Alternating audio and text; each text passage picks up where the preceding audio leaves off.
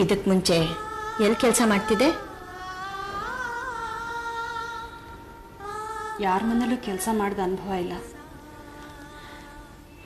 ನೀವು ದೊಡ್ಡ ಮನಸ್ಸು ಮಾಡಿ ನಂಗೆ ಕೆಲಸ ಕೊಟ್ಟರೆ ನೀಟಾಗಿ ಮಾಡ್ಕೊಂಡು ಹೋಗ್ತೀನಿ.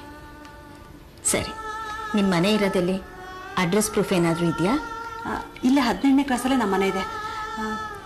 ಅಡ್ರೆಸ್ ತಗೊಳ್ಳಿ.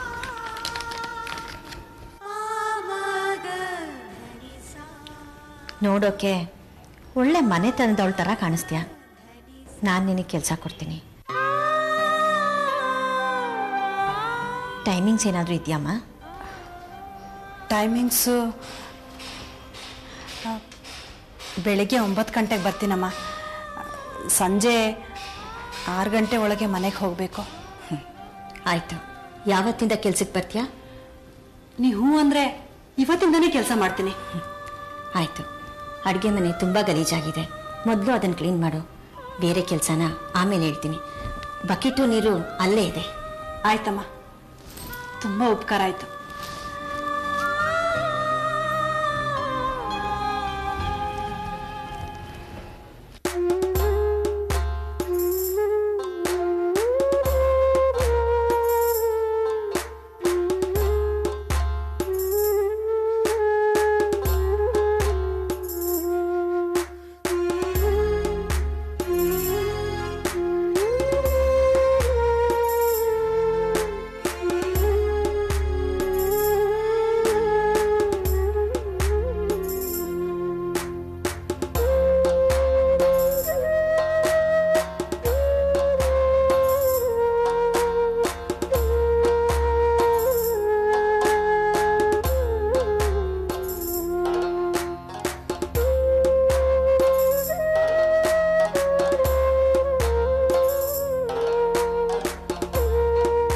ಏನಮ್ಮ, ನಿನ್ಗೆ ಎಷ್ಟು ಜನ ಮಕ್ಕಳು? 2 ಗಂಡು ಮಕ್ಕಳು, 1 ಹೆಣ್ಮಗಳು.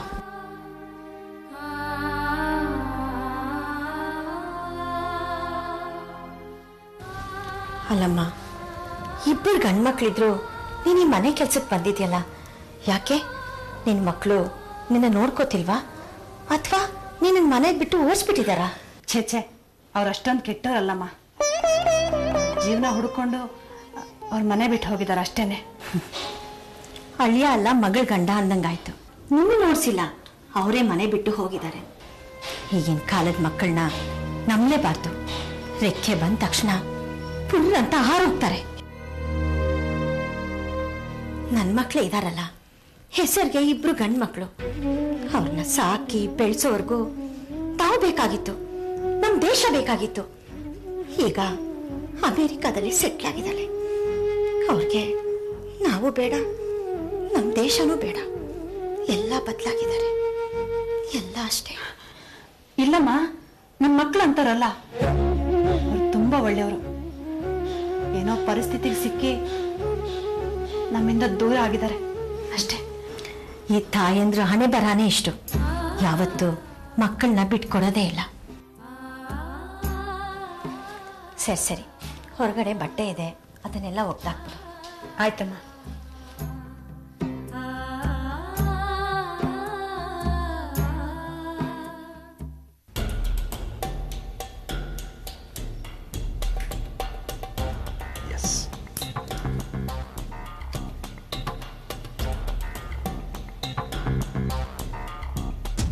ಪ್ರಿಪರೇಷನ್ ಎಲ್ಲ ಕಂಪ್ಲೀಟ್ ಆಯಿತು.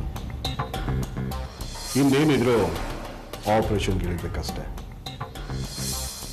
ಸದ್ಯದಲ್ಲೇ ಈ ಸಿಟಿಲಿ ಒಂದು ಸೆನ್ಸೇಷನಲ್ ನ್ಯೂಸ್ ಸೃಷ್ಟಿಯಾಗುತ್ತೆ. ಆ ಸುದ್ದಿ ಸೃಷ್ಟಿಕರ್ತ ನಾನು ಆಮೇಲೆ ಫೋನ್ ಮಾಡ್ತೀನಿ.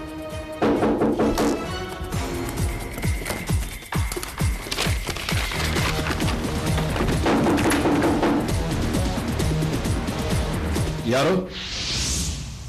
ನಾನಣ್ಣ, ಸಂಧ್ಯಾ.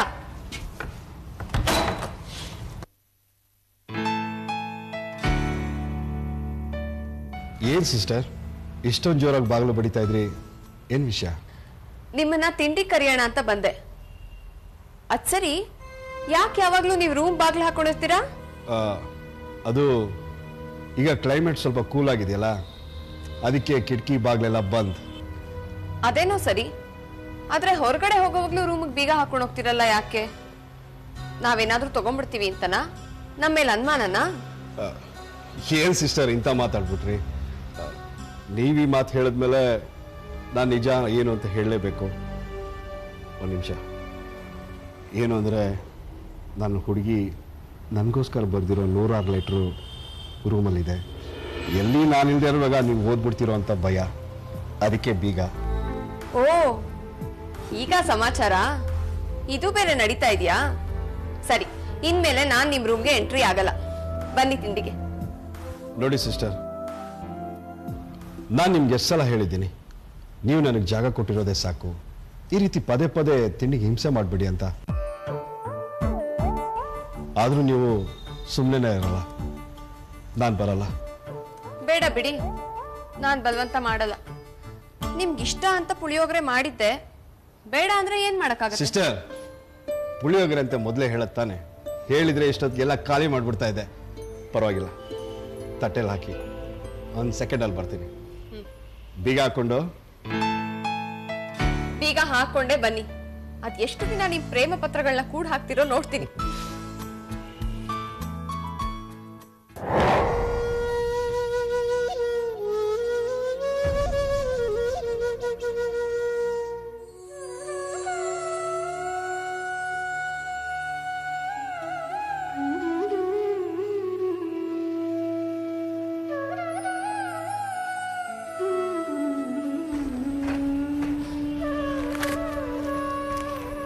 Good morning sir.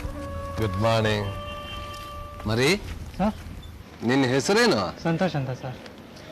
ಎಷ್ಟು ದಿವಸದಿಂದ ಪೇಪರ್ ಹಾಕ್ತಿದ್ಯಪ್ಪ? 3 ತಿಂಗಳಿಂದ ಆಗ್ತಾ ಇದ್ದೀನಿ ಸರ್. ಈ ಪೇಪರ್ ಹಾಕೋದ್ರಿಂದ ಸಾಕಷ್ಟು ಸಂಪಾದನೆ ಇದೆಯಾ? ಜಾಸ್ತಿ ಏರಿಯಾಗ ಆಗ್ತಷ್ಟು ಜಾಸ್ತಿ ಸಂಪಾದನೆ ಆಗುತ್ತೆ ಸರ್. 1 ಅವರ್ ಕೆಲಸ ಅಲ್ವಾ ಸರ್? 1 ಗಂಟೆ ಕೆಲಸನಾ? ನಿಮ್ಮ ಏಜೆನ್ಸಿಲಿ ಕೆಲಸ ಏನಾದ್ರೂ ಖಾಲಿ ಇದೆಯೇನಪ್ಪ? ಇದೆ ಸರ್. ಯಾಕೆ ಸರ್, ನಿಮ್ಮ ಕಡೆ ಯಾರು ಹುಡುಗರು ಇದ್ದಾರಾ? ಇದ್ರೆ ಹೇಳಿ ಸರ್, ನಮ್ಮ ಏಜೆಂಟ್ರು ಬೇಕು ಅಂತ ಹೇಳ್ತಾ ಇದ್ರು. ಇದ್ರೆ ತಿಳಿಸ್ತೀನಿ. ನಿಮ್ಮ ಏಜೆಂಟ್ ಆಫೀಸ್ ಎಲ್ಲಿ ಬರುತ್ತೆ? ಇಲ್ಲೇ ಸರ್, ನವರಂಗ್ ಥಿಯೇಟರ್ ಎದುರುಗಡೆ ಗಣೇಶ್ ಏಜೆನ್ಸಿ ಅಂತ. ಆಯ್ತಪ್ಪ, ಥ್ಯಾಂಕ್ ಯು. ಬರ್ತೀನಿ ಸರ್, ಟೈಮ್ ಆಯ್ತು.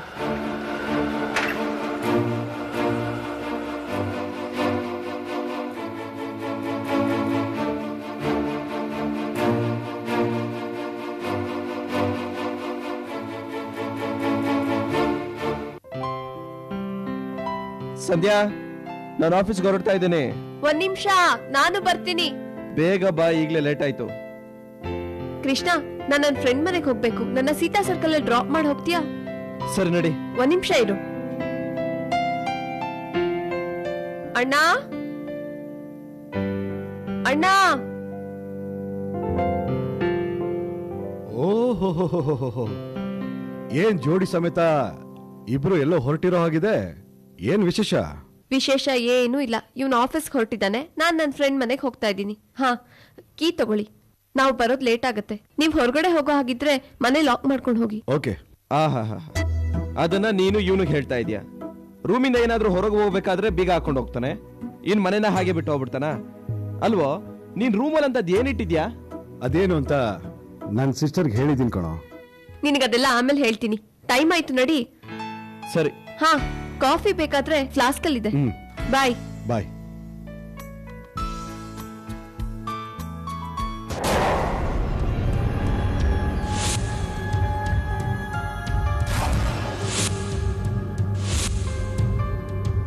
ಚಿಟಿ, ಜುಟ್ಟು, ಮನೇಲಿ ಯಾರು ಇಲ್ಲ, ಬೇಗ ಬನ್ನಿ.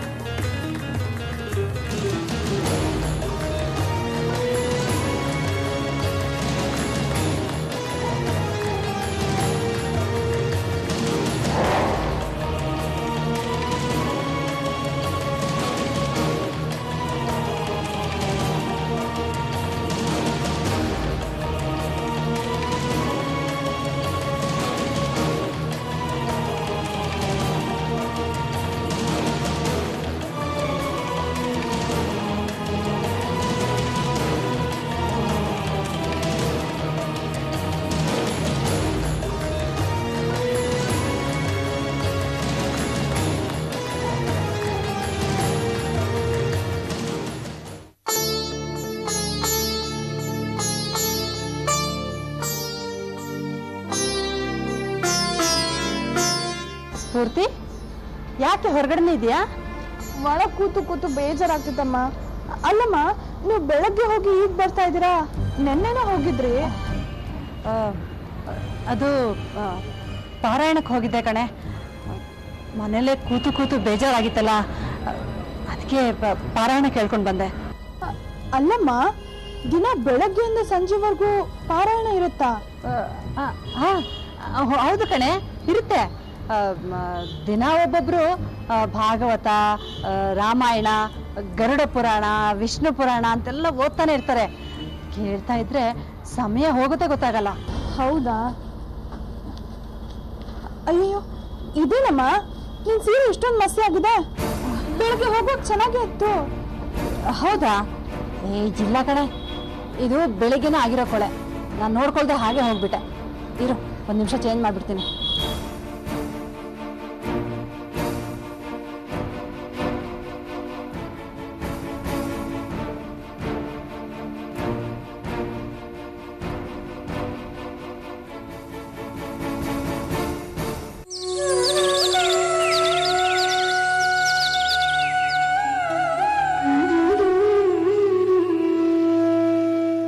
ಇದನ್ನ ಬೇರೆ ಬಾಗಿಲು ಹಾಕೊಂಡು ಎಲ್ಲಿಟ್ಟಿರು?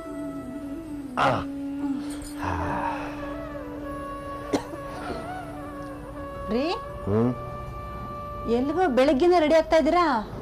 ಅಯ್ಯೋ, ಒಳ್ಳೆ ಕೆಲ್ಸಕ್ಕೆ ಹೋಗ್ಬೇಕಾದ್ರೆ ಎಲ್ಲಿಗೆ ಅಂತ ಅಪಶಕನ ನೋಡಿದ್ಬಿಟ್ಟಿಲ್ಲ. ಬಿಡ್ತೇನೆ. ಬಿಡ್ತು, ನಾನ್ ಕೇಳಲ್ಲ, ನೀವೇ ಹೇಳಿ. ನಾನು ಇವತ್ತಿಂದ ಜಾಗಿಂಗ್ ಹೋಗ್ತಾ ಇದ್ದೀನಿ. ಏನ್ರಿ ನೀವು, ಹುಡುಗ ಆಗಿದ್ದಾಗ ಓಡ್ಲಿಲ್ಲ, ವಯಸ್ಸಿದ್ದಾಗ್ಲೂ ಓಡ್ಲಿಲ್ಲ. ಈ ವಯಸ್ಸಲ್ಲಿ ಏನ್ರಿ ಜಾಗಿಂಗ್ ಮಾಡ್ತೀರಾ? ಲೇ ಸುಶಿ, ಜಾಗಿಂಗ್ ಮಾಡಕ್ಕೆ ವಯಸ್ಸು ಯಾಕೆ ಬೇಕು? ಓಡ್ಬೇಕು ಅನ್ನೋ ಮನ್ಸಿದ್ರೆ ಸಾಕು. ಅಂಥ ಮನ್ಸು ಇದ್ಕಿದ್ದ ಹಾಗೆ ಹೇಗ್ರಿ ಬಂತು ನಿಮಗೆ? ಅದು ಈ ಚಳಿಲಿ ಹೋಗೋದಿಕ್ಕೆ? ಯಾವನೋ ಪುಣ್ಯಾತ್ಮ ತಿಳುವಳಿಕೆ ಹೇಳ್ದ ಕಣೆ. ಲೋ ರಾಮೂರ್ತಿ, ಬೆಳಗಾಗೆದ್ದು ದೇಹನ ದಂಡ್ಸು, ಮನಸ್ಸು ದೃಢವಾಗುತ್ತೆ ಅಂತ. ಅದಕ್ಕೆ ಇವತ್ತಿಂದ ಪ್ರಾರಂಭ ಮಾಡಿದ್ದೆ. ಸರಿ ಸರಿ, ಅದೆಷ್ಟು ದಿನ ದೇಹ ದಂಡಿಸ್ತಿರೋ ನಾನು ನೋಡ್ತೀನಿ. ಹೋಗ್ಬಿಟ್ಟು ಬನ್ನಿ. ಬರ್ತೀನಿ.